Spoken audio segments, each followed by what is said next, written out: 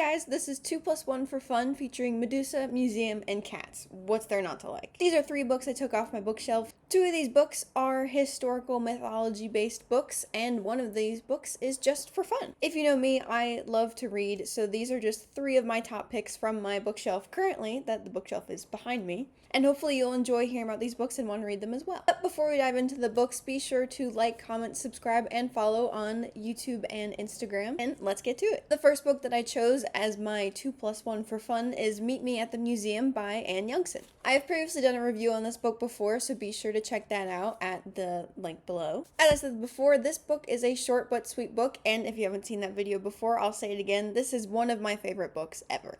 Follows Tina Hopgood, a woman who lives in England, and Anders Larsen, a curator that lives in Denmark. They exchange letters regarding an object, specifically the Tollenmand. It's a bog body that's in the museum that Anders works at. They slowly build a friendship and eventually a relationship. Well, we'll see where it goes, so you'll just have to read it. I'll read the blurb for you just so you can get an idea of what the book is about and if it's something you'd like to read. When Tina Hopgood, housewife and mother, writes a letter of regret to a man she has never met, she doesn't expect a reply. When Anders Larsen, a lonely museum curator, answers it, neither does he.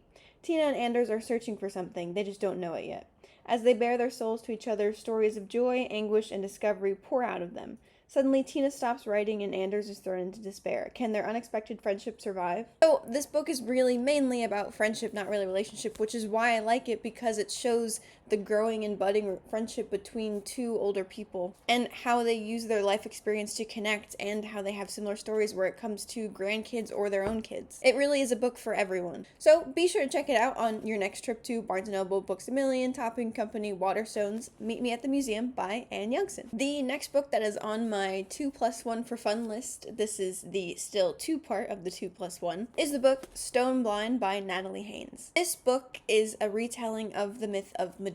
Now, I have written a paper on the myth of Medusa as well as the many iterations of Medusa that we see throughout museums, history, art, and literature. So, of course, I had to read this book when I saw it. This book has many different perspectives from different goddesses that are mentioned within the myth of Medusa. But one of the most interesting ones to me is it also tells the perspective from Medusa's severed head after Perseus kills her. Now, if you're unfamiliar with the myth of Medusa, here's a brief overview for you before we dive into the blurb. Medusa is one of the 3 Gorgon sisters of ancient Greek mythology. She's the only mortal of the 3 sisters. The other 2 are immortal. Now, there's variations to the myth of whether or not she was or wasn't a priestess of Athena, but the main consensus of the myth is overall that Medusa was assaulted by the god Poseidon inside the temple of Athena.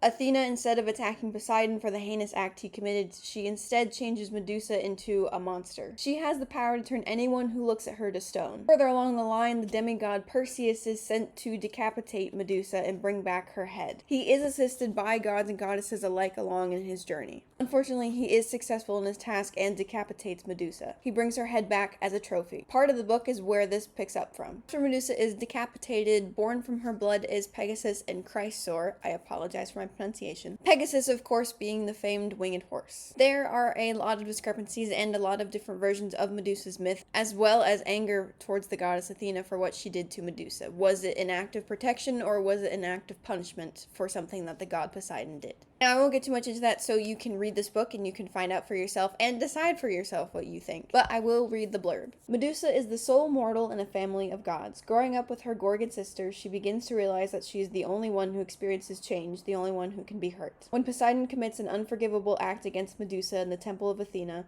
the goddess takes her revenge where she can on his victim. Medusa is changed forever, writhing snakes for hair, and her gaze now turns any living creature to stone. She can look at nothing without destroying it.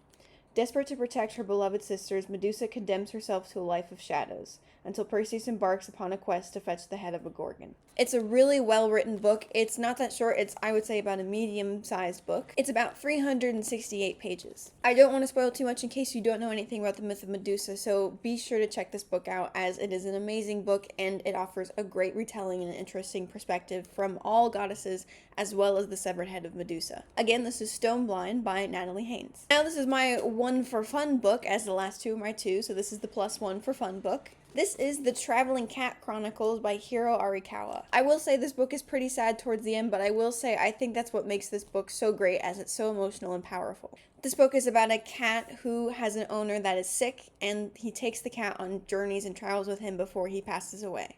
and it's told from the perspective of the cat as well as other animals that he communicates with throughout the book. This really is a great book. Also, I myself could not put it down. I kept reading and reading and reading, and I finished it all in one sitting. The book is 247 pages. So it's not too long. It's a pretty short book, but it's really, really interesting and really, really good. Here's the blurb.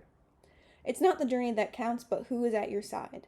Nana is on a road trip, but he is not sure where to. All that matters is that he can sit beside his beloved Satoru in the front of his silver van. Satoru is keen to visit 3 old friends from his youth, though Nana doesn't know why, and Satoru won't say. Set against the backdrop of Japan's changing seasons and narrated with a rare gentleness and striking humor, Nana's story explores the wonder and thrill of life's unexpected detours. It's about friendship, solitude, and knowing when to give and when to take.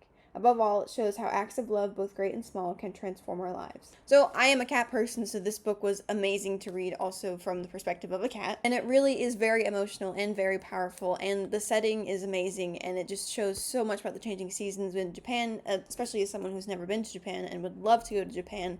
This book is a great stepping stone to read and to imagine yourself there. The other well-known book by this author is The Goodbye Cat. I have not yet read that book, but I plan on reading it soon. So these were just 3 books, a peek into my bookshelf, if you will. 2, of course, were more museum, historical, mythology-based, which, again, I find that fun, so maybe this was 3 fun books and not 2 regular books and 1 for fun book. But again, it's just a peek into what I like to read and what my bookshelf is like, as there is a wide range in my bookshelf. Some books I haven't read yet, some books I've read multiple times, and some books I'm in the middle of. So I'm probably going to do another video like this again soon, but of course we're going to go back to our regularly scheduled programming of museum and collections books. So be sure to tune in next week for some of those, and if you have any book recommendations, be sure to comment below any that you think that I would like to read, or just any that you love to read and would like to recommend. I hope you enjoyed this video, and be sure again to check out my Instagram and YouTube, which is over here, I think, if I do it correctly. Thanks so much for watching, and I hope you have, at this time, a happy Easter, and that you have a lot of fun with your friends and family and eat lots of good food. So see you next week!